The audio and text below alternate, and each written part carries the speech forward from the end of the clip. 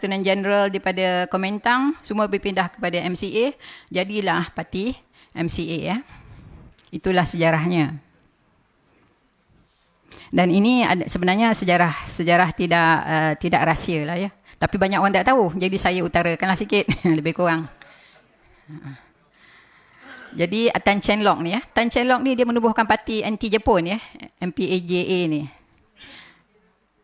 Tapi apa yang berlaku, I think semua orang tahu apa yang berlaku. Selepas Jepun menyerah kalah, 13 hari sebelum British datang, komunis masa tu bermaharaja lela lah. Jadi I think semua orang tahu, I think selama 13 hari. Semasa Jepun datang, British semua lari ya. Tidak ada kat sini. Tapi bila Jepun dah nyerah kalah, dia datang cepat-cepat balik untuk menjajah balik kita. Itu dalam buku kedua saya, Kehebatan Moyang Melayu, saya ada tulis sedikit mengenai kemerdekaan. Ya. Jadi kita boleh lihat British ni actually sebenarnya hanya opportunist ya. Ini apa yang terjadi yang Tengku Dahman tidak tahu ya. Ini kalau kita lihat di sini nombor approval untuk nak, pasal dulu ini adalah classified artifact. Classified maknanya tidak boleh dituntun oleh ramai, bermakna rahsia ya. Selepas banyak tahun merdeka, 50 tahun merdeka, banyak artifak-artifak yang classified declassified. Maknanya tidak lagi menjadi rahsia, ia become menjadi public domain, di mana kita boleh ambil gambar, kita boleh beli dan kita boleh cetak atau buat cerita daripadanya ya. Ini adalah antara satu yang kami dapat, di mana kalau kita lihat ya di situ jumlah migran yang datang ya. Di sini saya nak semua orang lihat tahun dia, tahun 1953, betul tak? 52, 53 ya. British membelanjakan lebih kurang 100 juta masa itu, kalau kita bandingkan dengan duit hari ini 1 bilion ya. Untuk membuat infrastruktur kepada bangsa asing. Sekolah, hospital, jalan raya, lampu, everything. Walhal di kampung, kita tak ada elektrik, kita tak ada sekolah, kita tak ada everything. Padahal duit yang kat sini semua duit kita ya. Duit hasil masuk Semenanjung Tanah Melayu. Jadi semua orang dapat tanah. 1 juta daripada mereka semua dapat tanah. Semua dapat tanah. Ini 1953 sebelum merdeka. Jadi saya kedepankan sikit. Ini adalah kata silap saya. Tan Siew Sin adalah anak kepada Tan Cheng Lock. Tan Siew Sin ni mengetuai setelah bapa dia dah tak ada, dia mengepalai segala berhubung dengan Cina-Cina ataupun apa saja permintaan Cina. Kalau kita lihat di sini, di Melaka, pasal dia di kampung dia di Melaka, 1430 ya. Yang meminta semua dapat tanah. Dan jumlah tanah itu di antara berpuluh ekar hingga ke 300 ekar, ada yang beribu ekar ya. Tapi yang ni pun semua bangsa asing yang minta ni. Kalau kita minta usaha nak dapat. Di sini kalau kita lihat, 1 juta yang minta tu 1 juta dapat. Pada mulanya leasehold daripada 10 tahun ke 99 tahun ya. Kalau 99 tahun maknanya dia habis expired tahun 2035 baru habis. Amat lagi tu. Itu kalau pajakan. Tapi ditulis kat sini, daripada pajakan itu ditukar kepada untuk selamanya. Ditukarkan pada untuk selamanya. Apa yang kita khawatiri antara tanah-tanah ini, ini bukan saya tulis ya, ini direct saya ambil daripada dia punya artifak ya. Kita lihat ya, semua 1 juta ni dapat. All the 1 million applicant approve. Dan kalau tidak sempat untuk nak mengukur tanah ke apa ke, they consider as political apa ya? Regarded as political lah, maknanya pemberian lah.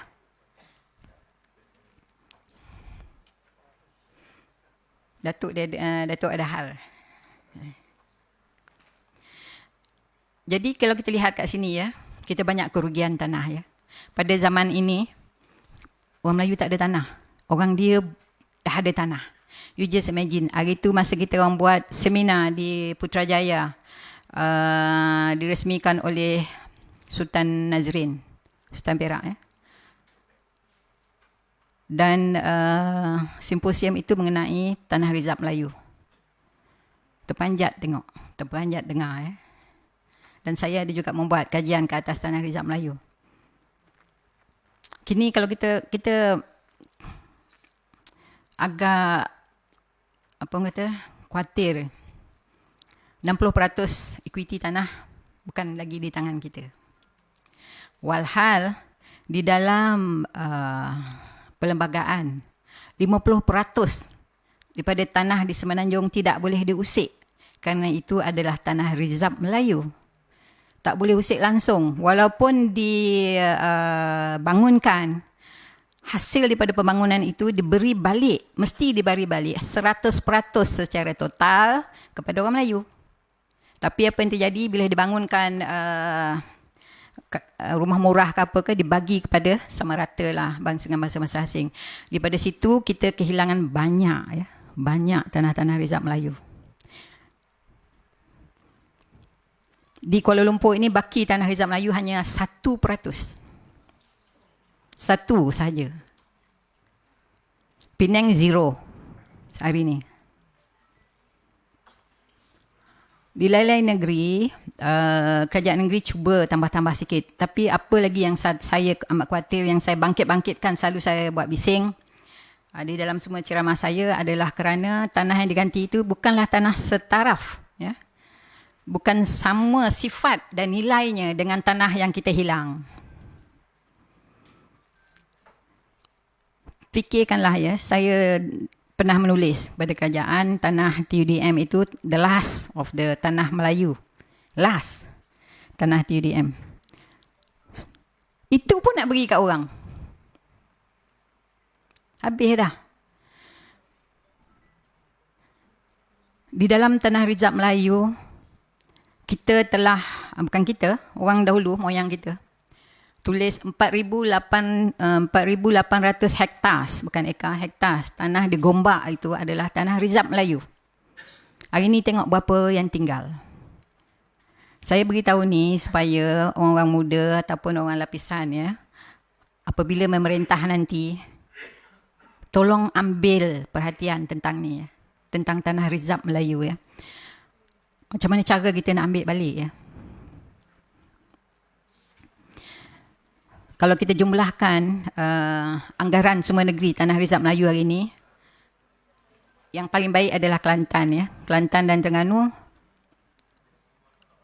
tidak diusik tanah rizab Melayu, malah ditambah sikit, ditambah lagi. Tapi di negeri-negeri lain ada yang tinggal 9%, ada yang tinggal 10%, ada yang tinggal 12%, ada yang tinggal 30%. Ya, amat menyedihkan. Ini adalah saya nak bagi contoh saja ya. Ini di mana ni? Di Perak ya. Kita lihat ini siapa yang dapat tanah. Ini bangsa apa? Ini bangsa apa? Ini kegunaan tanah. Kegunaan tanah ya. Yang ni sama juga. Yang ni bangsa apa? Cuba lihat. Ini bangsa Melayu dan bangsa India. Sama juga. Patutnya ada 3 gambar. Semua keadaan serupa ya. Ni Melayu tak ada langsung. Tapi yang saya sedih ya. Tanah yang diberi kepada Melayu hanya dibenarkan menanam padi. Dan tanah-tanah ini hanya di kampung. Tapi tanah-tanah yang lain yang diberikan kepada bangsa asing adalah di dalam pekan, adalah tanah-tanah yang prominent, tanah yang berprestij, yang tinggi nilainya, yang boleh dibuat pelombongan timah dan emas dan juga besi.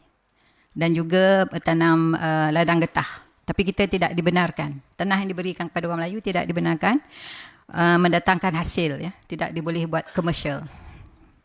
Ini adalah 4 orang bangsa asing. Ya. Salah seorang ni bukan orang sini pun. Ya. Ini jumlah tanah dia pada tahun 1926. Melebihi semua rakyat di Kelantan dan Terengganu. Jumlah tanah dia. Sedih tak? Jadi tadi bila saya suruh tengok tahun yang British menolong bangsa asing Ini tahun dia sama tak? Pada tahun ini, orang Melayu minta sedekah dengan MCA sebanyak 500,000. Tadi, British membelanjakan 100, lebih kurang 100 juta ya, pada bangsa Atik. Buat infrastruktur, everything. Tanah. Yang ni kita dapat berapa? Kita meminjam. Yang ini dia tulis itu apa? Secret. Tapi saya dapat. Ya. Surat ni secret. Tengok siapa dalam ni. Guru Rahman ada, Sadun Jubir ada, semua ada kat sini. Saya bila baca ni saya nak menangis. Malu. Menangis sebab malu. Pada tahun yang sama orang lain kaya raya, pada tahun ni kita miskin papa ke dana. Minta sedekah. Untuk apa masa itu kita minta sedekah? Untuk nak meniaga nasi lemak. Mereka dah buat dah lumbung bijih semua. Kita kehilangan lumbung bijih dan lumbung emas sebanyak 500 semasa Minggin ya. Kod Minggin di mana ini apa Cina cakap. Dia kata jangan komplain kalau kita tak dapat. Dia kata British yang buat. Ini dia sendiri tulis. Betul? Anyway, dalam kod Minggin tu ya, British cakap kalau dalam masa 2 tahun orang Melayu tidak mengerjakan lumbung-lumbung timah dan emas ni, mereka akan tarik balik. Suka hati je dia nak ambil balik. Padahal tanah tu tanah moyang aslian Melayu. Ada 500. Ya. Tapi apabila kita dapat hasil daripada pelumbungan itu, British dan China tidak mahu membeli hasil kita. Dan kita pula tak boleh nak menjual keluar sebab kita tak ada kenderaan. Ingat tak tadi masa saya cerita macam mana kapal kita dibakar di laut? Habis dibakar. Sehingga kita punya tempat-tempat bina kapal pun dah dirosakkan. Jadi kita terpaksa menjual kepada kartel. Sebabnya pada itu British dan China dah buat kartel. Ya. Dia buat lumbung dia sendiri. Dia buka 350 lumbung sendiri. Jadi apabila itu berlaku, orang Melayu terpaksa memajakkan lumbung mereka sebab tak boleh nak jual hasil daripada pelumbungan. Jadi terpaksa pajakkan kepada bangsa asing. Apabila dah pajakkan, lama-kelamaan jadi dia punya. Kalau kita ingat peperangan Haisan dengan Ginsin dengan peperangan di Lukut, di Rasah, di Larut, di Penang. Semuanya merebutkan tanah asli orang Melayu, tanah asli Lombong. Jadi kita miskin Papa Kedana hari ni pun sebab itu je. Kerajaan selama memerintah, saya ni kan dah jadi cakap politik lah pula. Selama kita memerintah, adakah kita buat apa-apa pembetulan? Kita ada peluang. Kita buka lah balik kita punya Lombong. Tan Sri Abu Shah. Dia masa tu boleh cakap dengan kerajaan. Kan kita tak ada. Kita ni orang marhain. Sebabnya kita banyak peluang. Kalau betul kerajaan nak tolong balik orang Melayu pada masa selama 50 tahun yang ni, kita boleh buka balik kita punya lumbung-lumbung meja timah dan emas. Hingga ke hari ni timah dan emas semua diterokai oleh bangsa asing. Tak ada seorang Melayu pun yang menerokai itu. Padahal nak buat senang je. Tanah tu semua tanah-tanah Melayu. Kat Kelantan, Terengganu sampai ke Mersing.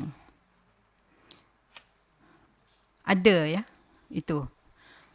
Dah ada map pun tadi saya tunjuk. Kalau buat masa itu, saya rasa orang Melayu tidaklah terhimpit semacam hari ini ya.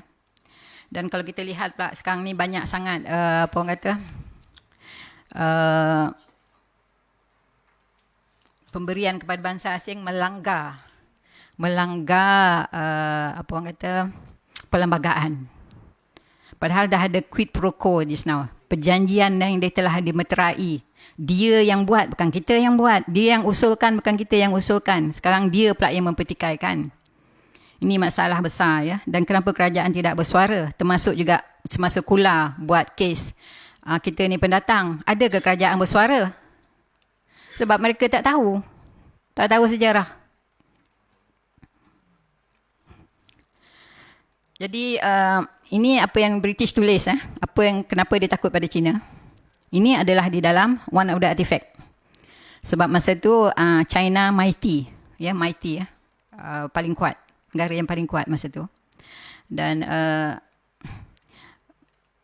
Dan lagi satu saya terlepas tu tadi, tanah-tanah ni, macam mana Cina jadi kaya ya, sebenarnya semua daripada tanah. Tanah yang mereka perolehi melalui konsesi dan melalui, apa orang kata, di atas dulang emas, saya sebut di atas dulang emas, pemberian atas dulang emas, dicagarkan kepada bank. Masa itu bank OCBC sama Hong Kong Bank. Daripada cagaran itu dapat duit buat duit. Kalau nak tahu duit buat duit, money makes money. Instant millionaire pun ada selepas dia cagarkan tanah tu.